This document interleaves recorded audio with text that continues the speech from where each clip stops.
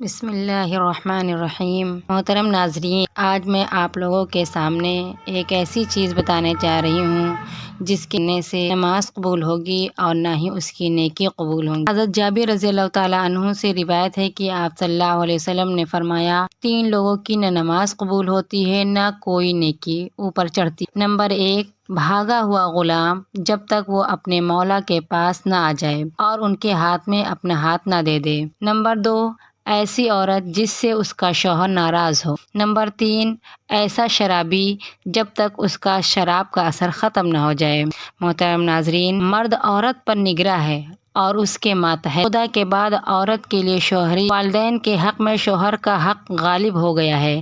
اگر مذہب میں کسی کو سجدہ تعظیمی کی اجازت ہوتی تو عورت ہوتی کہ وہ سجدہ کرے۔ حدیث پاک میں عورت کے لیے اس کا شوہر جنت ہے یا جہنم ہے، اس کے حق کو ادا کر کے جنت پا سکتی ہے۔ جس کا اتنا بڑا حق ہو بھلا اسے ناراض کیسے چھوڑا جا سکتا ہے؟ پھر خدا پاک نے جسے رفیق حیات بنایا ہو، زندگی بھر کا ساتھی اور معاون بنایا ہے، دنیاوی اعتبار سے جس کے بغیر گزارا نہیں، اسے کیسے ناراض رکھا جا سکتا ہے؟ اس لیے اگر وہ کسی وجہ سے ناراض ہو جائے، گو بلا معقول وجہ کے ہی صحیح، تو اسے یوں ہی نہیں چھوڑ دیا جائے گا، بلکہ اسے خوش کرنے کی کوشش کی جائے گی۔ اسی لیے شریعت نے تاکید کی، جب تک اسے راضی نہ کر لیا جائے، ایسی عورت کی نہ نماز قبول ہوتی ہے نہ اس کی کوئی دعا قبول ہوتی ہے۔